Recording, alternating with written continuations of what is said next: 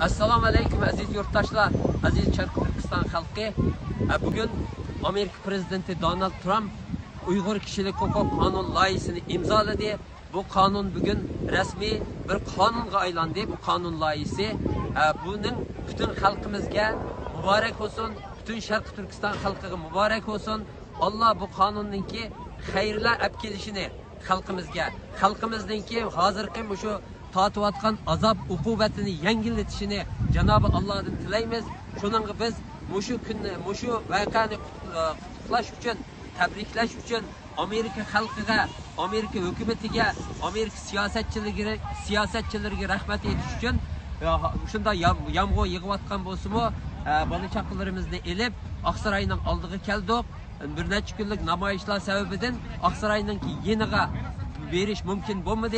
Şunda bolsumu uzaktı bolsumu turup hem Amerika halkıga, hükümetiga, Amerika siyasetçilerine muşu kanunun çıkışı için tırışçılık gösterken muşu kanunu tanıştırgan siyasetçilerine hemmisiga rahmet etiş için bir şey geldik. Biz hemmimiz hayacan, muştapta nemi sözleşimizni mi, geplerimini mi tapanmavatime.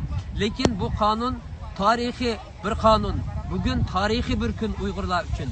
Çünkü Uygurlarınki bu 70-80 yıllık tarihte tuncu kitim bir devlet, bir hükümet, bir siyasetçiler ilgi çıkıp Uygurlarını kollaş için, Uygurlarını qoğdaş için bir kanun çıkardı. Bu bütün halkımızga hayırlık olsun.